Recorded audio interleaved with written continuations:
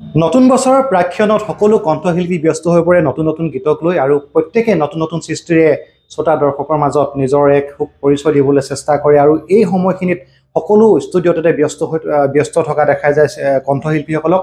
মই এতিয়া উপস্থিত আছোঁ গুৱাহাটী ৰাজ মিউজিক ষ্টুডিঅ'ত আৰু ইয়াত বৰ্তমান কি কাম চলি আছে আৰু নতুন বছৰৰ কাৰণে ইয়াত প্ৰস্তুতি কণ্ঠশিল্পীসকলে কেনেদৰে কৰিছে তাকে আমি দেখাবলৈ আহিছোঁ। আহক মোৰ সৈতে, মই আজি আপোনালোকক দেখুৱাম ৰাজ মিউজিক ষ্টুডিঅ'ত বৰ্তমান কি চলি আছে পৰিৱেশ। এয়া মই বৰ্তমান আছোঁ ৰাজ মিউজিক ষ্টুডিঅ'ত আৰু চাওক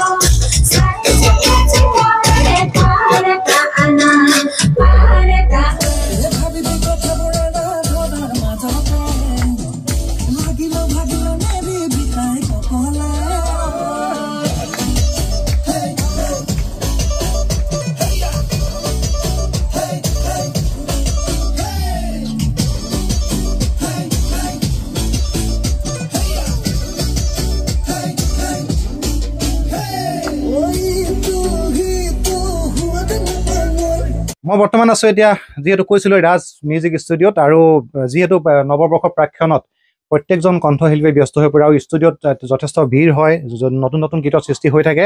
আৰু এতিয়া মই আজি ৰাজ মিউজিক ষ্টুডিঅ'ত আহি দেখিলোঁ এইফালে কণ্ঠশিল্পী অভিনৱ বৰা আছে। অভিনৱ বৰাক হয়তো সকলোৱে চিনি পায় আৰু এইফালে মোৰ কাষত কেইবাজনো আছে, এইফালে পাপলু দাস আছে আৰু এইফালে আমাৰ জনপ্ৰিয় বাঁহীবাদক কৈলাশ ৰাভা দা আছে আৰু যিহেতু আমি ৰিপু দা আছে এইফালে।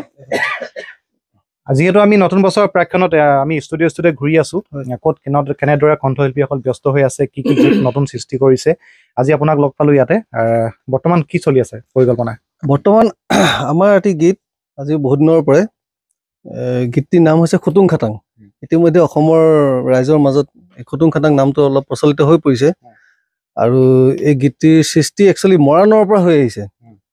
তো তাৰ পৰা আমি কাম কৰি কৰি ইয়াতো আমাৰ কিছুমান সৰু কাম আছে। এতিয়া আমাৰ ভণ্টি কমলিকা দাসে তেওঁ গাই আছে, সৰু এটা পাৰ্ট আছে, তেওঁ খুব ধুনীয়াকৈ গাইছে। আমি এবাৰ শুনাই দিম কমলিকাৰ ভইচটো। গতিকে আহি আমি প্ৰায় খুটুং খাটাঙৰ শেষ পৰ্যায়টো পাইছোঁ আৰু এই গীতটি একচুৱেলি আমাৰ এই নৱবৰ্ষৰ যাতে মানুহে যিটো এনজয়মেণ্ট কৰিব বিচাৰে, যিটো ৰিদম বিচাৰে, পিকনিকত যিটো ৰিদম বিচাৰে, তো সেই বস্তুটোৰ ওপৰত মানে ধ্যান কৰিয়েই এই গীতটো বনোৱা হৈছে। তেনেকৈ গীতটোত সকলোৱে নাচিব পাৰিব।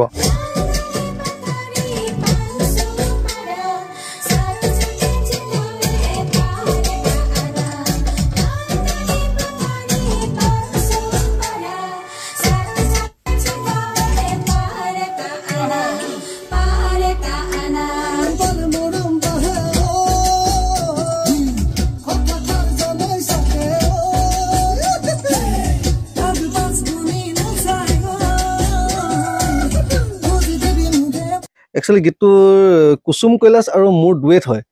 প্ৰথমবাৰৰ বাবে কুসুম দা আৰু মই এটা ডুৱেট কৰিছোঁ। বহুত দিনৰ আশা এটা আছিলে আৰু কুসুম দাই গোটেইখিনি কৰি দিছে আৰু মৰাণৰ গোটেই টিমটো। বিশেষকৈ গানটো ৰচনা কৰিলে প্ৰথমে কম্পজিশ্যনটো কুসুম দাই কৰিলে, তাৰপিছত দায়িত্ব দিলে আমাৰ শৰৎ শ্ৰাৱণে ধুনীয়াকৈ লিখিলে। লগতে আমাৰ ৰাগ পৰাগ আছে, তেওঁ বহুকেইটা জনপ্ৰিয় গীত ইতিমধ্যে লিখিছে। এইটো তেওঁৰ কিছুমান বহুতখিনি মানে অৰিহণা আছে ৰাগ পৰাগৰ।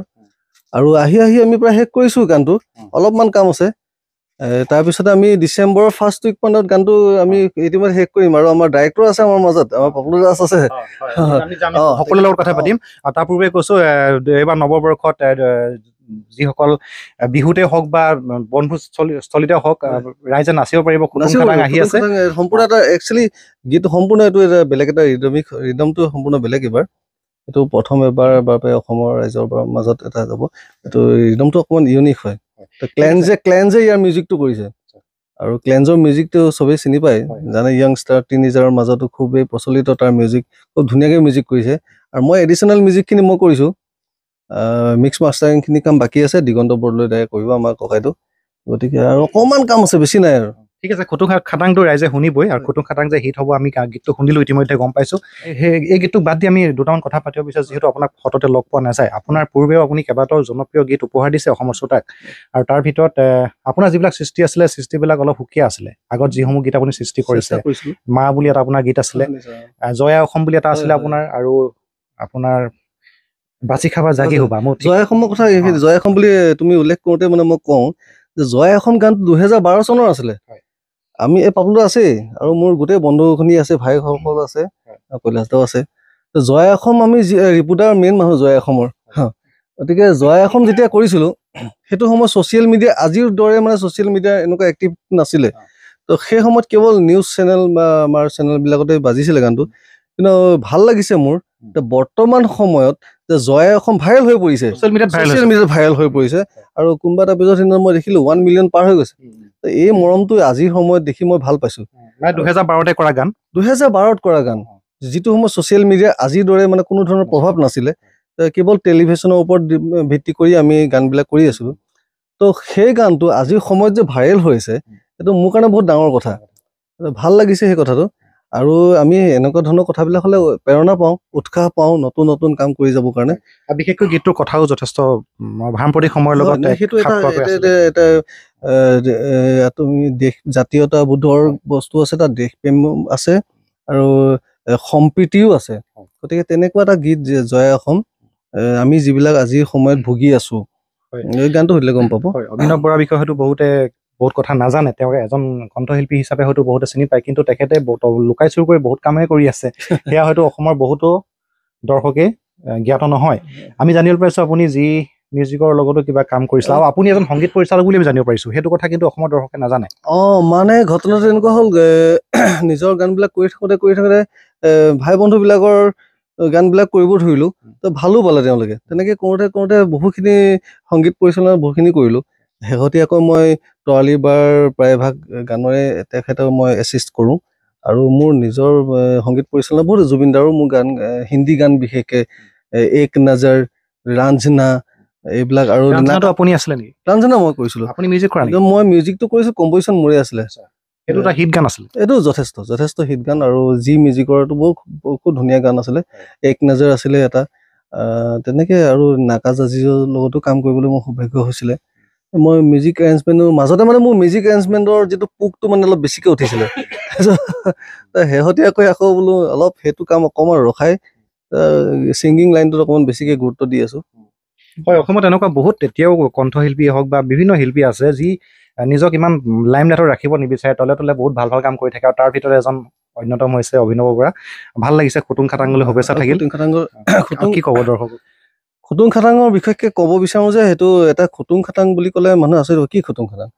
সেইটো হৈছে মৰমৰ খুটুং খাটাং। সম্পৰ্কৰ, আমাৰ যিটো সম্পৰ্ক থাকে, প্ৰেমৰ সম্পৰ্ক বা পতি পত্নীৰ যিটো সম্পৰ্ক, তাৰ মাজত যে সৰু সুৰা খুটুং খাটাংবিলাক থাকে, তৎসত্বেও যে সম্পৰ্কটো আগবঢ়াই নিব লাগিব, যে সেই কথাবিলাক আছে। আৰু খুব ঘটনাটো হৈছে কি, লিৰিক্সটো খুব সহজ ভাষাত লিখা হৈছে। আমাৰ বিশেষকৈ উজনি ফালে যিবিলাক মানে খুব সহজ ভাষাত মানে কথা কোৱা হয়, সেই তেনেকুৱা কথিত ভাষাতে গোটেই গানটো ৰচনা কৰা হৈছে। মই ভাবোঁ মানুহে খুব এইটো ভাল পাব। আৰু এইফালে কৈলাশ দা আছে। আমাৰ কৈলাশ দা আছে, গীতটোৰ লগত কৈলাশ দা জড়িত আছে। কৈলাশ দা কেনেদৰে জড়িত? এইখিনিতে এটা কথা ক'ব বিচাৰোঁ যে আমাৰ গীতটো কৰি থাকোঁতে আমি হঠাৎ মনত পৰিলে যে আমাৰ ইয়াতে এটা ট্ৰেডিশ্যনেল এটা সুৰ লাগে আমাক। কৈলাশ দা সুৰটো প্ৰথমে বজালে বাঁহীত বজোৱাৰ পিছত কৈলাশ দা হঠাৎ ইমান ধুনীয়া এটা মানে ট্ৰেডিশ্যনেল সুৰ বজালে, ৰাভা সুৰ। তো বজোৱাৰ পিছত আমি কৈলাশ দাক ক'লোঁ যে এইটো বাঁহীটোৰ লগতে যে যদি ট্ৰেডিশ্যনেল সেই ৰাভাৰ ফকটো আহি যায় কেনেকুৱা হ'ব। তো কৈলাশ দাই গোটেই সেই মানে কামখিনি কৰি দিছে আমাক বিৰাট ধুনীয়াকৈ। আৰু সেই পাৰ্টটো বিৰাটেই ধুনীয়া হৈছে। আজি মই নকওঁ সেই বিষয়ে, গানটো যেতিয়া ৰিলিজ হ'ব, শুনিব মানুহে, তেতিয়া নিশ্চয় সেইটো উপলব্ধি কৰিব। ঠিক আছে। কৈলাশ দাৰ লগতো আমি পাতিবলগীয়া বহুত কথাই আছে, সেইটো আমি বেলেগ ধৰণে পাতিব লাগিব। আমি আজি আপোনাক এই গীতটোৰ প্ৰসংগতে সুধিম কিবা, কি ক'ব গীতটোৰ বিষয়ে? গীতটি আচলতে তাত ময়ো জড়িত আছোঁ, ময়ো বাঁহী বজাই আছোঁ। আৰু গীতটি বৰ্তমান ডাবিং হৈ গৈছে চাগে ন? আৰু এতিয়া মিক্স বাকী আছে, কিবা অলপ বাকী আছে। গীতটি ভালে হৈছে বহুতখিনি। তাত মানে অলপ আমাৰ ৰাভা ট্ৰেডিশ্যনেল অলপ কিছুমান মানে সোমোৱা হৈছে শব্দ। গতিকে আপোনালোকে ভালে পাব চাগে গীতটি শুনি। Thank you. আপোনাৰ লগত আমি কথা পাতিম, বহুত পাতিবলগীয়া আছে। আপুনি? নমস্কাৰ, মই সম্ৰাট সাহা। আচলতে মই অভিনৱৰ খুব ভাল বন্ধু হয়। আৰু অভিনৱৰ মানে কি কাম কাজবিলাক অকণমান ইউনিক হয়। যেনেকৈ আপুনি অকণমান আগতে সুধি আছিলে, তাৰ আগতে আমি জয় অসম, মা, তাৰপিছত ইমানি মন, তাৰ নামদাং আছিলে। তো অকণমান ইউনিক টাইপৰ বস্তুবিলাক আমি তাৰ পৰা মাজে মাজে পাই থাকোঁ। আৰু ইভেন মই তাৰ লগত অলপ কাম কৰিছোঁ, মানে ই মোৰ 2-3টামান গানো ইয়াৰ আগতে মিউজিক ডিৰেকশ্যন কৰিছে। খুব ভাল লাগে আৰু এতিয়া যিটো বাজি আছিলে খাটাং খুটাং এই খুটুং খাটাং ৰাইট সৰি ভুল হ'ল এই খুটুং খাটাংটো মানে মই জাষ্ট কেইদিনৰ পৰা চাই আছো বহুত ভিউৱাৰ্ছ হৈছে আৰু জাষ্ট মানে গানটো অলপ ইউনিক টাইপৰ হয় মোৰ ভাল লাগিছে কিন্তু সুন্দৰ তো এনেকে অভিনৱ আগবাঢ়ি যাওক আমি তাৰ লগত আছো সদায় তাকে দাদা আছে আমাৰ ভিডিঅ' পৰিচালক পাপলু দাস এইটো ভিডিঅ' মুক্তি পাব এইটো আপুনি চাগে ডিৰেকশ্যন কৰিব মই ডাইৰেকশ্যন কৰিম অভিনৱ মোক ডাইৰেক্টৰ মানে অভিনৱ মই ডাইৰেক্টৰ নাছিলো জয়া অসমৰ পৰা আৰম্ভ কৰিছো যে আমাৰ অভিনৱ মোৰ এতিয়া 20টামান গান হ'ল যোৱা লাষ্ট আমি কৈছিলো কিট কিট কাট কাট এবাৰ খুটুং খাটাং নতুন এটা চায়া দেখিব নতুন এটা কনচেপ্ট যেনে নামদাং অভিমানী মন মা তাৰপিছত কিট কিট কাট কাট আমাৰ বেলেগ ধৰণৰ গান আছিলে এবাৰ নতুন গান অভিনৱ মোৰ এটা আমাৰ ৰাইজৰে মিলে যেনেকা জি মিউজিকৰ যেখেতে ই কৰিছিলে মিউজিক এক নজৰ তেনে মই ভিডিঅ' ডাইৰেকশ্যন কৰিছিলো আমাৰ বহুত কাম একেলগে দিছে এবাৰ ৰাইজে 2025ৰ গান নতুন গান এটা দি আছো ৰাইজে আদৰি ল'লে হওক আগৰ গানৰ নিচিনা আশীৰ্বাদ দিলে গানটো ভালকে চলে আৰু মোৰ ভতিজা ছোৱালী আমাৰ ভিতালী বাৰ ছোৱালীজনী গাইছে এইটো এটা ডাঙৰ কথা তাইক লগত আমি কাম কৰিব পাৰো কেলে ভিতালী বাৰ লগত আমি এটা কাম কৰিছিলো তাৰ ভিতালী বা যেতিয়া নাই তেখেতে জীয়ৰী আমাৰ লগত কাম কৰিছে সেইটো এটা কথা আৰু আমাৰ গোটেই টিমটো আমি আমাৰ এইটো মই ডাইৰেক্টৰ বিনা আমাৰ টিম হওক দেই আমি অভিনৱ মোৰ আমাৰ টিম হওক মই এইটো এনে কৰিম অভিনৱ আমি এটা বহি লৈ এনে কাম এতিয়া কিট কিট কাট কাট কৰিলো তেতিয়া এটা বেলেগ ধৰণৰ গান আছিলে এইবাৰ খুটুং খাটাং কৰিম এটা বেলেগ ধৰণৰ এবাৰ অভিনৱ আৰু কুসুমে অভিনয় কৰিব লগত নতুন ছোৱালীজনী সেইটো নাম নকওঁ সেই শ্বুটিঙৰ পিছত দেখিব মই ছাৰপ্ৰাইজ এটা পাব দৰ্শকে দাদা আছে দাদা কিবা ক'ব গীতটোৰ বিষয়ে শৰৎ নীল শৰৎ নীল খুব ধুনীয়া আপোনাৰ নামটো মই শুনি আছো কিন্তু আপোনাক মই লগ পোৱা নাই এইটো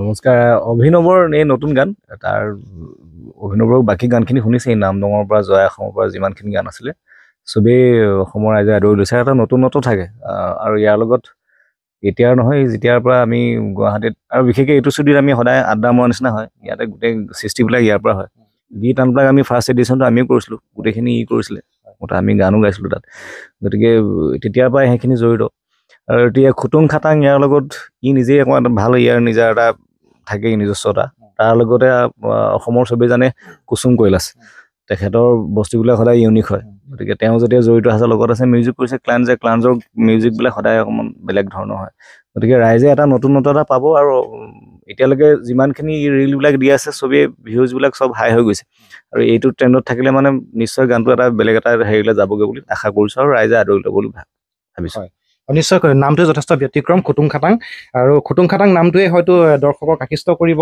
কিনো আছে চাবলৈ বুলি আৰু ডেফিনেটলি ভাল হ'ব বুলি আমি আশা কৰিছোঁ যিহেতু কুসুম কৈলাশ জড়িত আছে ক্লেঞ্জে মিউজিক কৰিছে আৰু অভিনৱ বৰাটোৰ বিষয়ে জানি সকলোৱে যথেষ্ট সুন্দৰ উপহাৰ দি আহিছে এইফালে আছে মানস অন্তৰংগ এজন সংগীত পৰিচালক মানসে কোৱা কথা মই ক'ব বিচাৰোঁ যে মানস প্ৰথম কথা হৈছে মোৰ ভাইটি আৰু এই গানটোৰ ষ্টাৰ্টিং পৰ্যায়ত মানস আছিলে তো আমি এটা বিট বনাইছিলোঁ আমি এটা ৰিদম এটা ক্ৰিয়েট কৰিছিলোঁ মই কিবা এটা ৰিদম ক্ৰিয়েট কৰিলে সদায় মানসক সোধোঁ যে এই খুব ভাল মিউজিক এৰেঞ্জমেণ্ট কৰে খুব ধুনীয়া মিউজিক এৰেঞ্জমেণ্ট কৰে বহুত ভাল ভাল গীত কৰিছে তো এই ষ্টাৰ্টিঙৰ পৰা জড়িত মানস গতিকে এতিয়া মানসক বাকীখিনি ক'ব পাৰিব গীতটো ক'বলৈতো একো নাই বাৰু যিখিনি আমি শুনা পালোঁ দেখা পালোঁ অভিনৱ বৰা ভাগৰ কয়দেউ ভাগৰ এটা বস্তু ভাল লাগে যিটো বস্তু সদায় ইউনিক হৈ থাকে প্ৰতিটো বস্তুৱে যিমানখিনি পালোঁ মই যিমানখিনি শুনিলোঁ যিমানখিনি দেখা পালোঁ প্ৰতিখিনি ইউনিকে আৰু যিখিনি ইউনিকৰ লগত জড়িত হৈ পেলাই এতিয়া কুসুম কায়ো দুইজনে ডুৱেট হৈ পেলাই যিটো কাম কৰিছে আৰু মানে গানটো মানে বেলেগ এটা ৰূপ ল'ব বুলি মই আশা ৰাখিছোঁ যিটো আশা মানে সেইটো মানে বুজাব পৰা নাই আৰু তাকে হয় ইতিমধ্যে শুনিলে সকলোৱে বহুত সুন্দৰ মন্তব্য আগবাঢ়িছে গীতটোৰ বিষয়ে আৰু শেষত মই আহিছোঁ ষ্টুডিঅ' দাদাৰ ষ্টুডিঅ'তে ৰিপৰ্টাৰ ষ্টুডিঅ'তে কাম চলি আছে আপুনি কি ক'ব গীতটোৰ বিষয়ে গীতটো ইয়াৰ বহুতেই ভাল হৈছে মানে প্ৰত্যেকটো গীতে বেলেগ বেলেগ আগৰ গীতকেইটা শুনিব এতিয়াতো শুনিব আৰু তাৰ আগৰখিনি শুনিব বহুত বেলেগ ধৰণৰ আমি আনপ্লাগ কৈছিল ন এটা টাইম আমি ইয়াতে কৰা প্ৰথম আনপ্লাগ ইয়াতে হৈছে ইয়াতে সৃষ্টি হৈছে তাতো বহুত ধৰণৰ কাম হৈছে তাত বহুত কাম হৈছে এইটোতো বেলেগ ধৰণৰ এইটো শুনিলে গম পাব আপোনালোকে মানে প্ৰথম কামটো আমি ইয়াৰ পৰাই কৰা আৰু সেই মাৰ গানৰ বিশেষত্বটো কওঁ আৰু জয়া অসম এই দুটা গানৰ বিশেষত্বটো কওঁ যে সেইটো সময়ত আমি কোনটো চিন্থেথাইজ মিউজিক কৰা নাছিলোঁ একষ্টিক মিউজিকৰ আছিলে গোটেই আমি এইটো ষ্টুডিঅ'তেই সোমাই গোটেইখিনি কাম ৰেকৰ্ড কৰিছিলোঁ। চিন্থেচাইজ কোনো বস্তুৱে নাছিলে, সম্পূৰ্ণ একষ্টিক কৰিছিলোঁ। ৰাজাৰে বজাইছিলে, মনোজ বৰুৱাদাই বজাইছিলে। তেনেকে আমি এটা কয়াৰ গ্ৰুপ আনিছিলোঁ, মৃণাল ৰাভা আছিলে, সি বহুত সহায় কৰি দিছিলে কয়াৰ গ্ৰুপখিনি। তেনেকে গোটেইখিনি আছিলে, প্ৰদীপ দা আছিলে, প্ৰিয়াংকু আছিলে, প্ৰিয়াংকু বহুত, আৰু এতিয়া মুনু আছিলে। সি বৰ্তমান পাপনৰ লগত বজাই আছে বৰ্তমান। সি মুন গোটেই কীবৰ্ড মানে পিয়ানো কামখিনি সি কৰিছিলে। তো ৰিপুদাৰ মানে যথেষ্ট, ৰিপুদাৰ লগত মোৰ এক্সপিৰিয়েঞ্চ আছে এই কথাবিলাকৰ। আৰু সদায় আদিটো ইয়াতেই, আৰু আদিটো মোৰ ইয়াত, ৰাজ মিউজিক সদায় আদি মোৰ। গতিকে এইবাৰো ঠিক তেনেকে আমি খুটুং খাটাং কৰিছোঁ। ইয়াতো যথেষ্টখিনি কাম হৈছে। কমলিকাই গাইছে, খুব ধুনীয়াকৈ তাই গাইছে। তাইৰ ভইচটো আমি এবাৰ শুনুৱাই দিব পাৰোঁ। আমি শুনাম, আমি গীতটো আমি বেছি দীঘলীয়া নকৰোঁ। আৰু ইতিমধ্যে দৰ্শকে গম পালে এটা নতুন গীত আহি আছে, খুটুং খাটাং, অভিনৱ বৰা আৰু কুসুম কৈলাশৰ কণ্ঠত। লগতে কমলিকা আছে, কমলিকা দাস ভিতালী দাসৰ কন্যা। ইতিমধ্যে তেখেত চৰ্চাত আছে তেখেতৰ কণ্ঠৰ কাৰণে। আৰু সকলোৱে লগ লাগি এটা সুন্দৰ গীত শ্ৰোতা দৰ্শকলৈ আগবঢ়াব নৱবৰ্ষৰ প্ৰাক্ষণত। আপোনালোকে মৰম দিব, আদৰি ল'ব। খুটুং খাটাং আহি আছে। আৰু আমি দীঘলীয়া নকৰি শেষত গীতটো অকণমান, বেছি নহয়, অকল কমলিকা গীতটো অকণমান শুনাই দিওঁ আমি। কমলিকা খালি ভইচটো শুনাই। ঠিক আছে।